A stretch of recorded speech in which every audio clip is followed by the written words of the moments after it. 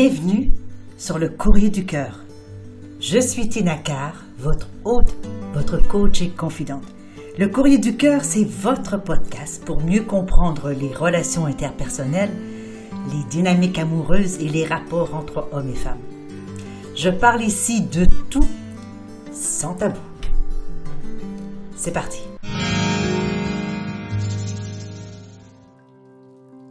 Je reçois aujourd'hui une lettre en provenance de Annie qui va comme suit.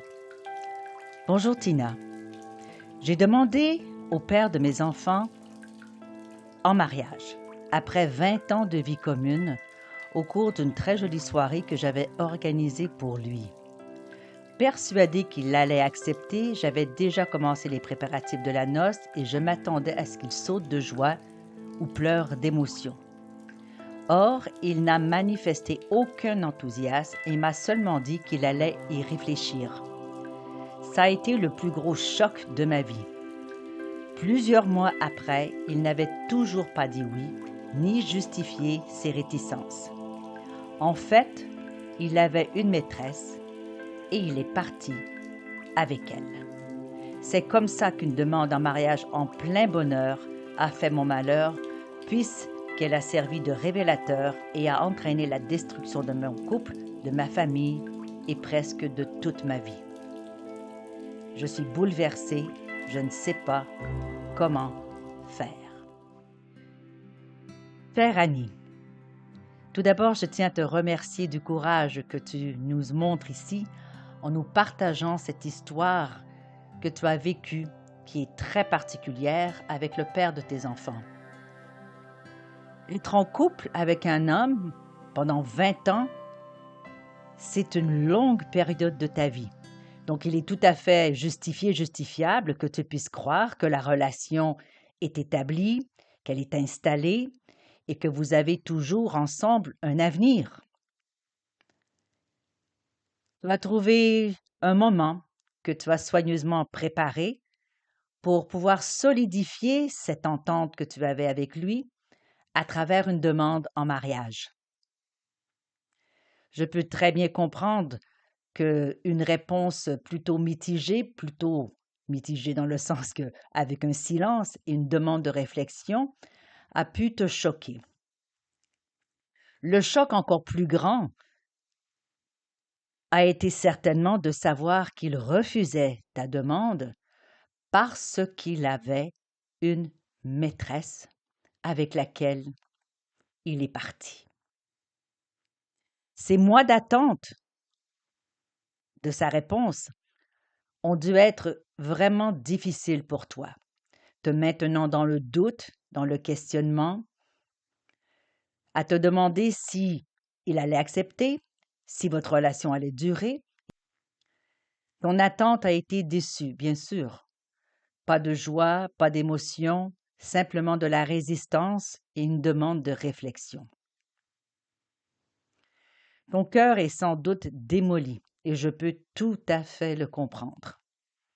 Quand on passe autant de temps avec quelqu'un, quand on devient la mère des enfants de quelqu'un, il est naturel de pouvoir imaginer une réponse positive à une demande en mariage, à une demande d'engagement, s'approprier cette relation, la continuer, la vivre et pouvoir justement être ensemble officiellement, si je peux dire. Ça s'est passé complètement différemment. Et tu te demandes bien si tout cela valait la peine. Même si la surprise est choquante, décevante et t'a mis par terre, le fait que tu le saches maintenant t'évite probablement de vivre dans le mensonge, la cachotterie, l'hypocrisie, la lâcheté rendue là, pour le reste de tes jours. Je ne sais pas quel âge tu as, mais sache que si tu as 40, 50, même 60 ans, la vie n'est pas terminée. Tu as ta vie de femme, ta vie de mère, qui est encore la tienne et que personne, mais alors personne, ne peut t'enlever. Personne d'autre que toi, ma chère Annie, ne peut prendre soin de toi. L'erreur que souvent on peut faire dans ces moments-là, c'est de sortir, de chercher de la validation à droite et à gauche, d'aller se consoler dans les bras d'un autre. Ça peut marcher un temps, 2 temps peut-être. Mais je crois que le plus important à ce stade-ci de ta vie, c'est de remettre le spotlight, le focus, l'attention, l'amour vers toi. Cette situation, finalement, on pourrait peut-être le nommer comme un cadeau mal emballé. Et je m'explique ici. Ce cadeau mal emballé, qu'est-ce que tu peux en retirer? Et là, je ne parle pas de dire oh bien, dorénavant, je ne ferai plus confiance aux hommes. Tous les hommes sont des salauds. Tous les hommes sont infidèles. J'aurais jamais dû perdre mes années avec ça. Je lui ai donné mes plus belles années de jeunesse. Je lui ai fait des enfants. Et tout ce cirque que tu peux te construire dans ta tête, tout ce cinéma qui va faire en sorte que tu vas regretter les années qui ont probablement eu des hauts et des bas, mais que tu as vécu avec cette personne. Ces années, ces 20 années que tu as passées avec lui ont été des bonnes années, des années de couple, de partenariat. Elles ont peut-être pas été roses tous les jours, mais si tu es resté pendant toutes ces années, c'est qu'elles avaient de la valeur. Cet homme avait de la valeur pour toi. Donc, c'est une période de ta vie qui s'achève, qui est achevée, qui se termine certainement pas de la façon que tu l'aurais souhaité. Mais si tu te demandes à toi-même, est-ce que tu aurais préféré ne pas le savoir et continuer ainsi, dans cette situation à double face, ou est-ce que tu ne sais pas vraiment ce qui se passe de son côté? Ou est-ce qu'il n'est pas mieux maintenant de reprendre le contrôle de ta propre vie et de mettre l'attention sur toi? Je profiterai de cette nouvelle étape de ta vie pour reconnecter avec la femme que tu es. Reconnecter avec tes besoins, tes désirs, ce que tu aimes faire, ce que tu aurais aimé faire, ce que tu n'as pas pu faire peut-être pendant ces années-là. Parce qu'être conjointe et mère, c'est tellement, mais tellement exigeant. Il arrive souvent qu'on s'oublie et qu'on passe à côté d'occasions, d'activités, d'amitiés, d'aventures, parce qu'on se concentre sur notre partenaire et sur nos enfants. Donc, il est certain qu'il va y avoir une blessure chez toi, peut-être profonde, qu'il va falloir guérir, dont il va falloir certainement t'occuper. Alors, j'aimerais vraiment te demander ce que tu vas faire pour t'occuper de toi, maintenant qu'il a quitté. L'erreur, je crois, que souvent on peut faire, c'est remettre en question la personne même que nous étions, la personne même que nous sommes, c'est-à-dire qui suis-je moi pour n'avoir rien vu venir? Est-ce que tout ce que j'ai investi dans cette relation valait quelque chose? Est-ce que je connaissais cet homme? Est-ce que j'ai été assez aveugle pour ne rien remarquer? Mais où est-ce que j'étais? Alors, ce travail de reconnaissance, ce travail de culpabilisation, ce travail de flagellation, laisse tomber, ma chère Annie. Ça ne te servira pas à grand-chose.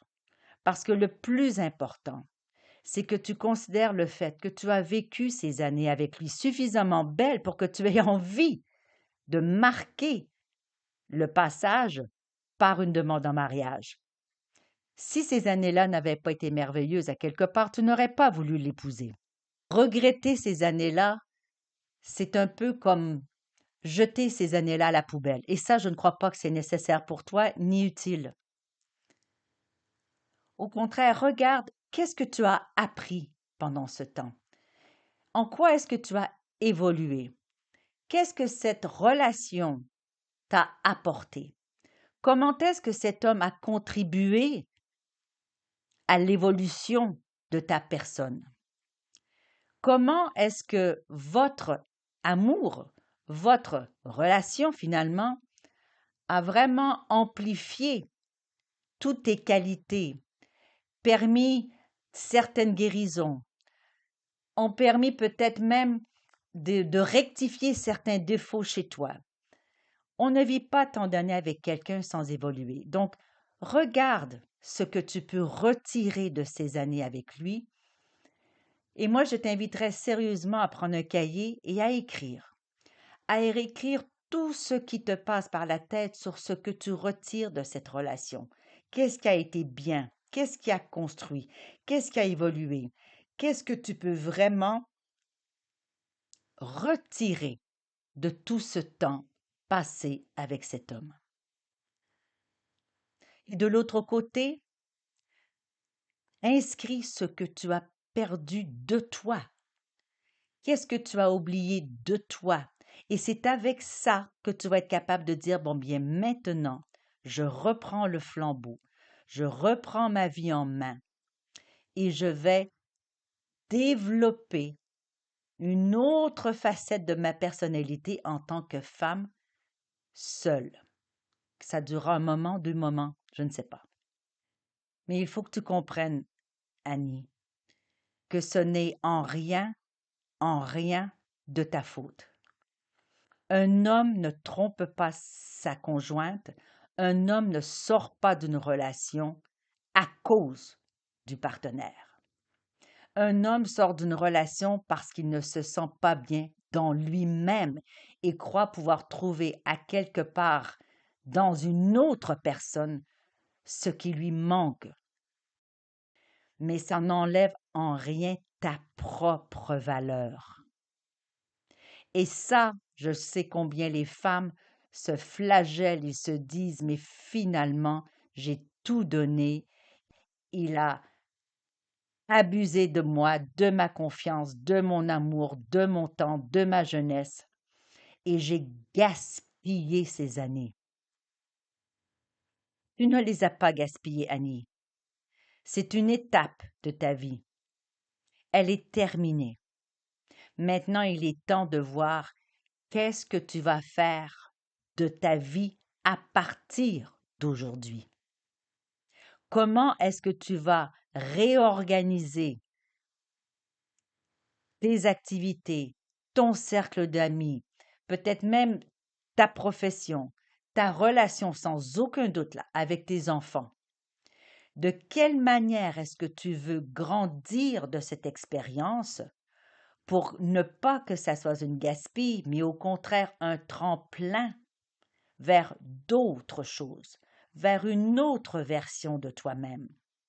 C'est peut-être là un message des anges du ciel, de la destinée, de ton karma, mais c'est certainement une occasion pour toi de réajuster ta vie, réévaluer la personne que tu es maintenant et surtout la personne que tu veux devenir. Tu as là l'opportunité de faire et être ce que tu veux. Tu as là l'opportunité de redevenir peut-être la femme qui était avant la relation avec ton conjoint. Tu as peut-être là l'occasion de devenir celle que tu aurais toujours voulu être. Alors, mets le focus sur toi et sur tes enfants.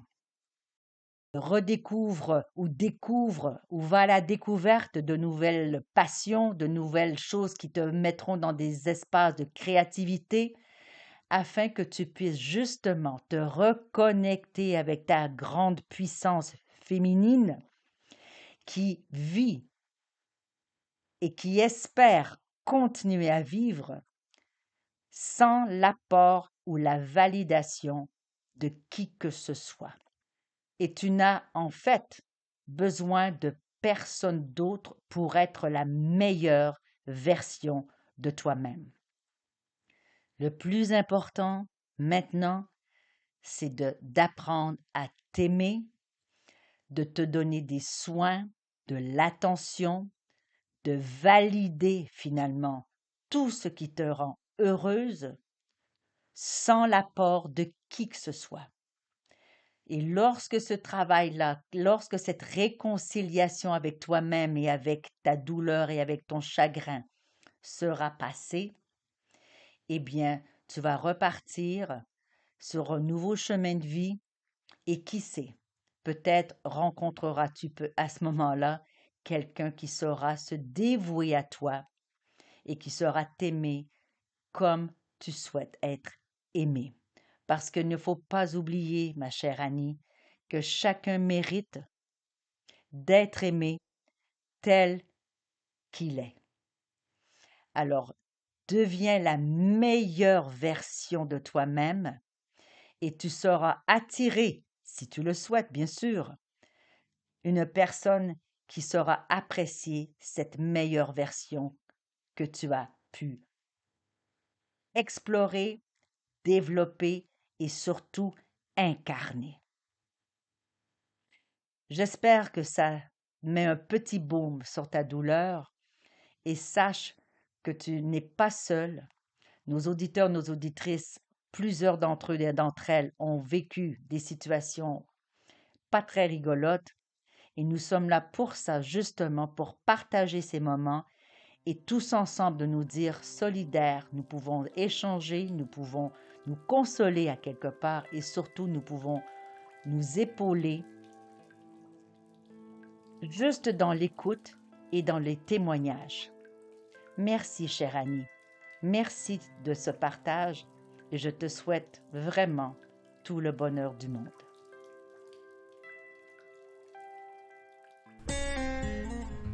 Nous voilà à la fin de cet épisode du Courrier du Cœur. Merci d'avoir été là et d'avoir partagé ce moment avec moi.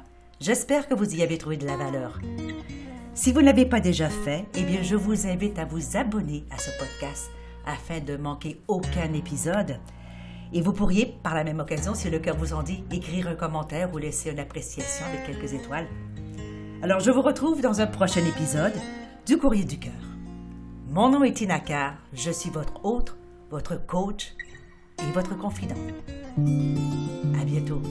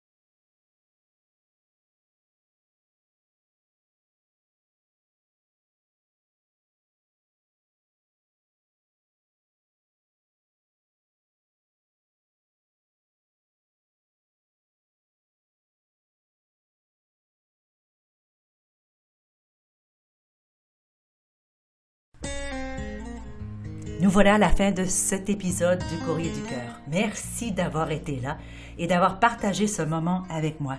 J'espère que vous y avez trouvé de la valeur. Si vous ne l'avez pas déjà fait, eh bien, je vous invite à vous abonner à ce podcast afin de manquer aucun épisode. Et vous pourriez, par la même occasion, si le cœur vous en dit, écrire un commentaire ou laisser une appréciation avec quelques étoiles. Alors, je vous retrouve dans un prochain épisode du Courrier du Cœur. Mon nom est Tina Carr, je suis votre hôte, votre coach et votre confident. À bientôt.